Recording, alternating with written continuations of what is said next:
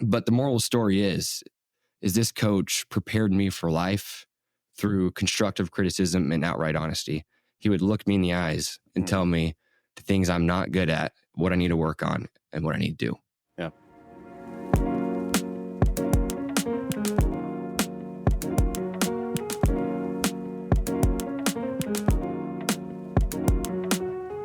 Welcome back to another episode of Beyond Coaching. We're doing something different today. We talk a lot on here about Generation Z. So I thought we'd bring one on and ask him some questions. So joining me today is college sophomore Harrison Middleton. Harrison, thanks for joining me. Yeah, thank you. Well, I've been a long time admirer. Anybody that can get $20,000 out of the board of a university has my admiration. Tell us that story. Well, freshman year, I joined the student-led investing group, and each quarter we have the privilege of presenting in front of the finance committee here at Friends University. And one day, it's about a month before a meeting, I walk into the class. They're like, Harrison, you're gonna ask the president and the head of finance for $20,000 additional funds. And I was like, oh, am I? So a month later, I go there, get my little pitch, and hey, some reason they took the bait and we got the money. So the next day I went into full board meetings and they were singing your praises, and I corrected them as quick as I could. So tell us a little bit about where you're from, how you ended up where you are, and what you want to do after college. Yeah, awesome. I am from Cheney, Kansas, a lovely little small town about 25 miles west of here. Like he said, I'm on the golf team. It was a weird journey getting here, but this was probably the best decision I made coming to this school. So after I get my degree, hopefully, I want to take a couple years or 3 years. I want to learn from a mentor or an industry or business that I can possibly see myself owning one day. So once I gather enough knowledge, I'd like to put my chips all in and do it on my own. So that's my dream. And I know it sounds cliche, but I want to make a difference. That's my big thing. So, yeah. Well, you said weird journey. I'm curious. Say a little more about. I'll just say it quick. I took 4 visits prior before coming to Friends. I was going everywhere. Mm-hmm. And I was just to the point of scrapping it because everywhere I went, I did not like it. I did not fit in. I was almost to the point of starting to work. And then one random day I was in weights in high school, and Coach Dustin Galley, he called me, and his energy and voice right from the start, I mean, it drew me in very much. And then a week later I go on a visit here, and it was the easiest decision I made. So it was close. Yeah. I remember him talking about it. He was worried you were going to think you were too good for Friends University, because didn't you win state that year? I did win state, but I did not think I was too good. That is not true. Well, let's dive in. So we're talking about what's your perspective on how coaches and leaders can lead your generation better. So we say Generation Z, that's really born after the year 2000. Let's start with, what do you think coaches and athletic leaders need to know about your generation? Yeah, that's a great question. So first, I'm going to tell you a little story about the coach that had the biggest impact on my life and the coaching style I choose, which is not the same to everybody. But anyways, he was my freshman, sophomore year high school basketball coach. Well, he was a varsity coach, but I mean, it's small school, he helps everybody. Mm-hmm.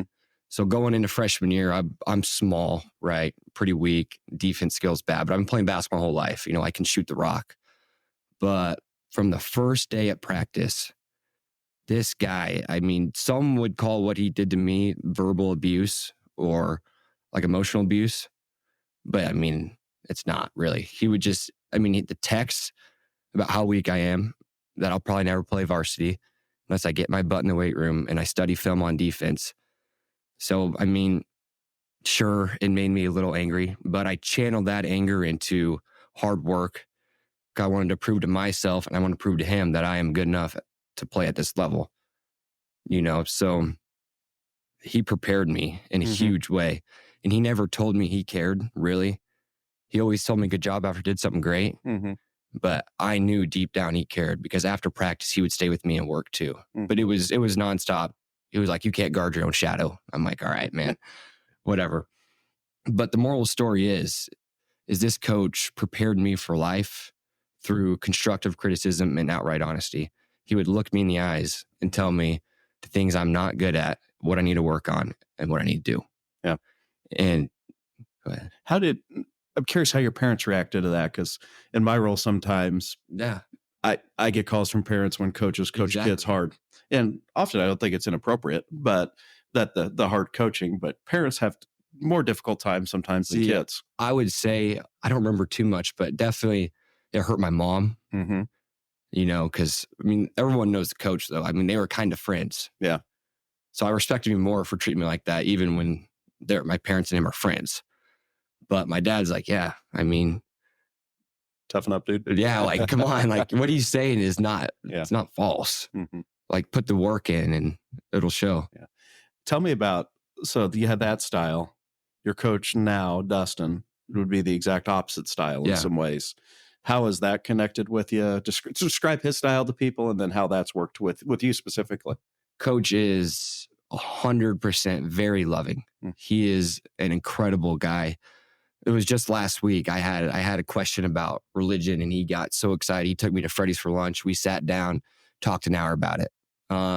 He's a coach that will do absolutely anything for you. And yeah, like you said, he's opposite. Mm-hmm. But it has no effect like at all to me that they're opposite. Sure, the other coach was completely different, and it pushed me so much more. But I can adapt to this. Mm-hmm. Like, I appreciate what he does for the team, and I think it's great. And I think it works for a lot of guys the way he coaches us. Mm-hmm. So, What is there a common thread between the Coachicini and Dustin? maybe just the outright, like the every single day process of getting better. Mm-hmm. That was probably what stuck out. Like, it's detailed processes every day, and those guys align perfectly like that. Yeah, gotcha. Cool. Let's jump to me and Dustin. Actually, are Kool-Aid drinkers on a guy named Tim Elmore. He's really informed how we've changed how we coach and lead people in the last decade. And I sent you before we talked, I'll put it in the show notes for those listening, his generational chart of how each generation is different. So, for example, he calls Gen Xers, which is 1965 to 1979, born at that time, slackers, and their life motto being work hard, play hard. Millennials, or Generation Y, 80 to 97, that'd be my generation. Our life motto is I need it now. And then your Gen Z generation is I'll find it somewhere else, just to give everybody a different context. So talk about what you saw in that chart of what you think you got right, what you think you got wrong about your generation. Because I read mine, I'm like, yeah, you kind of got us on the good and the bad. Yeah, awesome. I mean, going through this chart, like you said, I was like, wow. As it progresses into the younger years, it's pretty brutal what he's saying, but hey, it's the truth mostly. So I'll start with a couple of rights I saw right at the gate. It says we are the technology masters. And when I read that, I'm like, okay, sure, this whole world's technologically advancing every single day, every single year. So that's good and bad. I think it's bad as well. I think social media has such a big impact on our generation. Seeing all these influencers post and just these false identities that they're always happy. And in turn, for our generation, it provides us maybe insecurity. Like, we feel like we're not doing enough. We're not there. We're not good enough. So I think seeing that nonstop is just not good for our generation. And also the big one, it says view of authority. For a Gen Z, it says distrust them. And I think that one is absolutely true. I believe Gen Z, our age, we can smell BS from a mile away better than any other generation. Mm-hmm. And I think it's probably due to the amount of knowledge we have too now compared to other generations. Just we can smell, we can just tell. That's I totally agree. Yeah. And it's hard. I can't quite figure out why, because you're more online. Less, there's all this interesting stuff about there's less dating among your generation, less just going out in the neighborhood and playing, and conflict resolution I don't think is quite as good. But you certainly sniff out a fraud quicker than me. And when I was that age, why? Any guesses? I can't figure it out, but it's true. I just think we see every day guys talking about these subjects. Yeah. We have an overload of information, and it's so hard for us to 100% trust in a person because we hear this, and this just nonstop. So to really trust someone, it's tough. Yeah. And I see in the coaching world, the coaches I see fail at our level, they just aren't authentic because exactly. people sniff them out so quick. And if you're trying to be something you're not, you're out. 100%. Yeah. I agree. And then I'm sermonizing here a little bit, but the other piece I'd love your thoughts on. So Dustin and I have what we call the Impactful Coaching Project, which we're trying to train coaches to lead holistically and lead Generation Z better. And we have 3 C's we talk about: competence, caring, and constant. And the competence piece, I think, is something that's overlooked. Say my generation, I initially coached just what Mike Gear taught me, and I didn't find my own stuff. I wasn't a year in. I'm like, I better go find somebody new. But I think the kids thought I knew what I was talking about, that I was coaching. Now there's so much information out there. If you don't know your stuff, you're screwed from 2 levels. One, they'll know you don't know what you're talking about, or you got kids going online finding totally wrong information from somebody that markets them well, and you better be able to combat that, or else they're going to think you don't know what you're talking about. Does that make sense? Yeah. Give me your thoughts. I agree 100%. Yeah. It's just toxic now. It's just, I think the best way for a coach to gain a kid's trust like ours is through absolute honesty, and your actions speak louder than your words. So doing what you say you're going to do, I think that is the best way to gain trust in these kids. Yeah. Yeah. And I think that goes back to what you're talking about with your Cheney coach of the leadership terminology for it is transactional leadership. And just nobody likes that term because you do this for me, I do that for you. Yeah. But it's the foundation of trust. That coach was hard on you, but he followed through. He looked you in the eye. He stayed after practice. And I have the utmost respect now. Yeah, because that built trust. Yeah. So fascinating. What do you think we get wrong about your generation? Well, I don't know exactly what he's trying to say with this. Will work as hard as they can as long as it's from home. So I see what he's saying with this whole COVID stuff. Hey, social distance, got to be 5 feet apart, got to be at home, right? Is that what it's coming from, I guess? I'm not sure, but I can tell you my experience when I'm interviewing like graduate assistants or younger coaches, not even in a bad way, but they want to dictate terms. They want to know if they can have a hybrid work environment, work from home, and just all that different stuff. And not right or wrong, just different. 20 years ago, I would have, you're giving me a job. Thank you. Count me in. Does that make sense? Yeah. Yeah. So you think that's fair? We'll work hard as long as they can do it from home, or do it on their own terms. I see what he's saying, but I think the whole work from home and how we can have a say in that is absolute garbage. I live in a house with 5 guys, and I can safely say that I am 100% less productive sitting at my house working at home, like doing any homework. Like it is not getting done. And another thing I think about the Gen Z is, in my opinion, we are not as self-motivated as other generations. So I think that like being around groups of people for our generation, working out together, practicing together, golfing together, I think that is what this generation needs. Because for some reason, I just don't feel like we're just like loners who can just like grind through. I think we need a little bit of praise. You need other voices talking to you. That's my opinion on that. That's fair. I would even take that further of, I don't think any generation's ever been different. I think we're better in community. We're better around each other. Yeah. And we get these narratives of, like, I'm sure my parents didn't think my generation got it, and their parents, that kind of thing. And I think that's one of those narratives that has come true that's probably not true. So anything else when you just hear, not necessarily on that chart, when you hear people stereotype quotes kids these days that 100%. They just like, oh, shut up. 100%. Yeah. Well, the big thing about our generation is the word soft. You hear it everywhere. Like I've called you that many times. You've called me, yeah. Rob walks on, he'll see me and he just tells me I'm soft. Okay. That's the whole thing in this generation. So the stigma is that we are soft. And maybe that's true, right? But maybe it's true because that's the whole idea around us. Therefore, coaches coach us soft. So it's just like a spiraling cycle of we're soft. So everyone starts coaching us like we're soft. Yep. Parents start parenting us like we're soft. So if I was going to say anything to a coach, I would say you can't hold back on this generation. Like, I'm not saying like we have so much potential, but like there's hope. Mm-hmm. Like we're not all soft. That's just a stereotype. Coaches have to look their guys in the eyes Mm-hmm. and tell them how they feel. Sure, it's going to hurt some guys' feelings, but life is hard. Our careers will be hard. Work will be hard. We're going to have hard conversations our whole life. And I promise you, us athletes will thank the coaches later because they have such an ability to have a big impact on our lives. And that one coach can change everything. Like everyone has that story. Oh, that coach, man, like he was different. He prepared me for the hardships of life. So that's what I think. So why do you think you said something to the point of coaches are afraid to coach hard? Why do you think that is? I think it's because maybe the fact that they're scared to take it.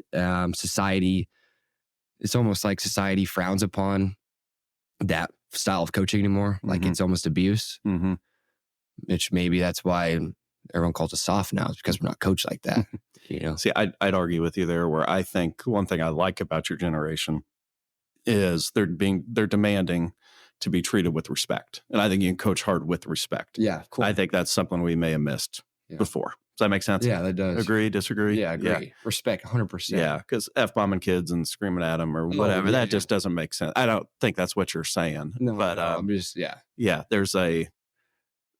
let's dive into this one. So people that listen probably get sick of hearing me talk about this, but there's a definition of toughness from a book you should read called Do Hard Things. And what this guy says is the old school, like out of football, don't give them water, yell at them, they'll get tough, run them into the ground. That was never actually true. And what he says from the academic research is toughness is built on two things within a team. One is psychological safety. So not safe space, not everybody say what they want, whatever. It is, as long as I follow the rules of the team or the community, I get to stay part of the team. Yeah. Even if you go out and shoot a 90 on a golf round, if you're following the rules, all that kind of stuff, you get to stay on the team. And then number two is you're in an environment where you can get better. And this guy would say those two things build toughness. I think there's a third piece of that. Joe Belden, our strength coach, actually said this to me, and I totally agree, of going through hard things together. So psychological safety, meaning just to get to be part of the community if you follow the rules, an environment where you can get better, and then going through hard things with a group. So thoughts on that as the way to build toughness? The first two, it makes sense. But what Belden said, I think really highlights it. That really sticks out to me. We do, obviously, for golf, a bunch of stuff we don't want to do. I mean, Sunday night at 5 p.m., Coach texts us, hey, I'm excited to see everyone at weights at 6 tomorrow morning. And hey, that sucks, right? But something you got to do. Yeah. Like, it's just what you have to do as a team. Like, there's no argument. And then obviously, us also for golf, we gotta walk 36 holes. I mean, you're telling me that doesn't build tough. Like, it's brutal. So I agree 100% with that stuff. Is just getting uncomfortable, out of the comfort zone with your teammates will, I think, in turn build toughness. Yeah. How do you think team cohesion or like team chemistry plays into toughness? Do you think there's a piece of that there? I think it's a whole bond. Okay. I think competition within a team leads to toughness too. I don't know the last time I played around in golf with my teammates where, it wasn't back and forth or money wasn't exchanging hands. Like, not in a bad way, but we don't just play to go play each other. Yeah. Like, we play to win. So I think each team needs to have at least one or two guys who will lead by example and vocally. And that is from a natural standpoint. That's not a coach telling them to do that.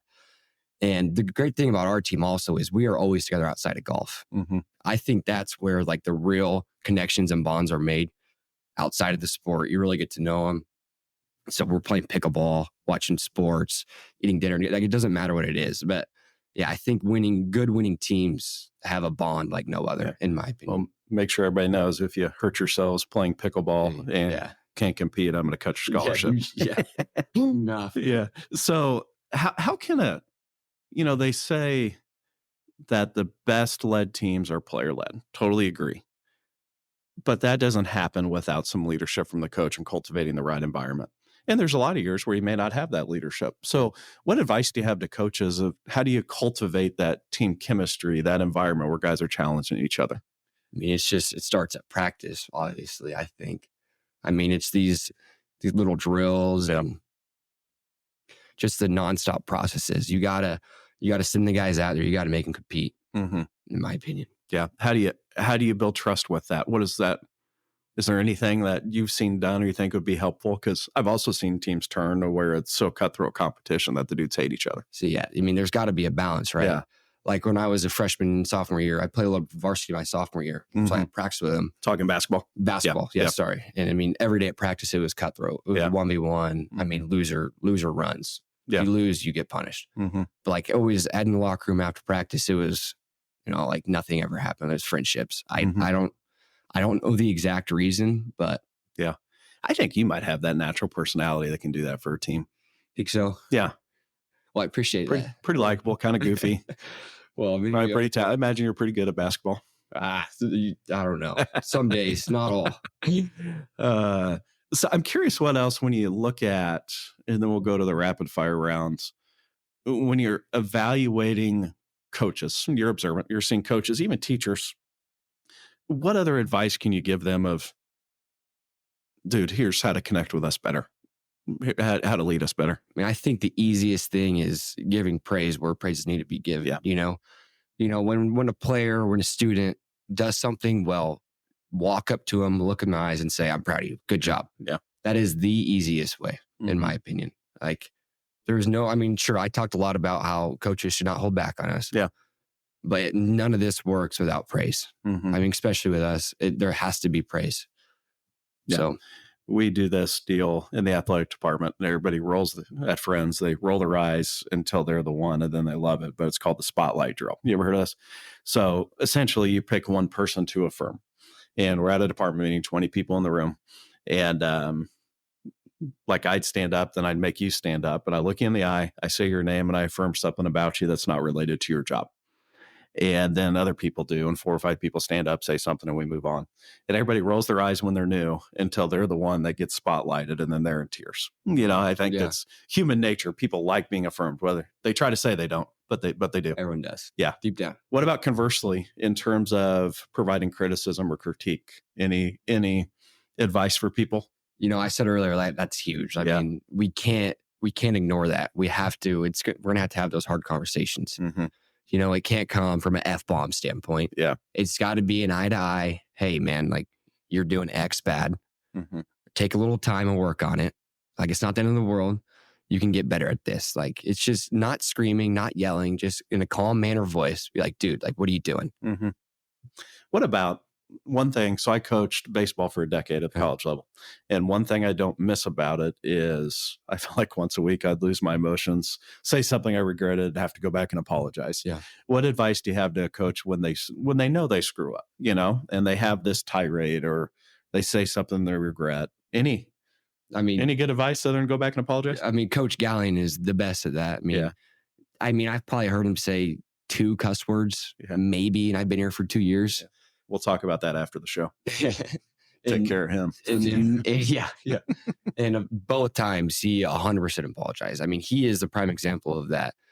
And when he apologizes, I find I have more respect for a guy who apologizes when he has a mistake.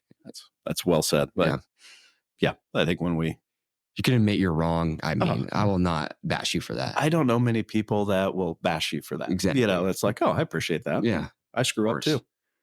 Cool. All right. We always end with the rapid fire round. So here's the rules. You can not spend any longer than 30 seconds on any question. So first thing that comes to mind, and we'll just get to know you a little better and how you think. So you ready? Yeah. All right. What's one thing we haven't covered that we should have? I just don't know if I made it big enough is the praise. Like I said about challenging these guys. Mm-hmm. Like I said, none of this works if you're not, if you're not their friend, but if you're not being nice and you're not helping them. Yeah. Is it fair to say authentic praise? Yeah. 100%. So, one book has most greatly influenced your life? Hands down, 100%. How to Win Friends and Influence People. Have you read it? Yep. Okay. I mean, if I were to start a college, I would have it for a year. And I would give everybody a copy of this book and they would read it thoroughly and speak about it together. Nice. That's how much I love it. Gotcha. How do you define success in this phase of your life? So I thought about this for a little bit, Mm-hmm. but easiest answer came to my mind. Success in this phase of life is how you make the people around you feel, period. Nice. Favorite podcast? My First Million. It's two entrepreneurs, Sam Parr and Sean Purry. They're a little tech heavy. I mean, they have a bunch of internet companies, but I like personal finance episodes with them and how they manage their money. And also the podcast Founders, the guy who hosted, I can't remember his name, but he reads a biography once a week of a historical figure. And I listened to one about Les Schwab and his profit sharing for his tire companies. And I want to implement that too. I love that. Nice. One I didn't tell you beforehand. Favorite song? Oh, right now? Honestly, I don't know why. It's weird, but I've just been popping up. It's called Body Like a Back Road by Sam. I mean, I don't know why. My girlfriend hates it. So, I mean, I'm just... We will hold that against you for the rest of your time here. Exactly. Last one. Since you got to college, what new belief, behavior, or habit has most improved your life? 100%. This is simple. It is doing what I tell myself to do. So, for example, coach tells us to go to weights at 6 a.m. We show up, right? That's just how it works. I used to tell myself I'm going to the Y at 6, but I would wake up, shut my alarm off, go back to sleep. So why should it be any different? Why should I disrespect myself? So as of now, I mean, if I set a time to wake up and go to the gym, you can bet your bottom dollar I'll be there. So just consistency, the compounding effect of that. And yeah. Cool. Well, very good. Any final thoughts? I appreciate you asking me to be on here. Yeah. That was fun. Cool. This is a blast and I think helpful. So if anybody has further questions, they can email me and I can even get you in touch with Harrison if you want. And he's always looking for investors in his post-college business ventures. Always. So, cool. H, well, thanks a lot for joining me. I appreciate it. Beyond Coaching is a podcast of the Impactful Coaching Project in partnership with Friends University. The Impactful Coaching Project seeks to develop coaches that coach the whole person. The Impactful Coaching Project is the thought leader in coaching the 21st century athlete and produces training, information, and original research to help coaches develop. For more information, check out impactfulcoachingproject.substack.com.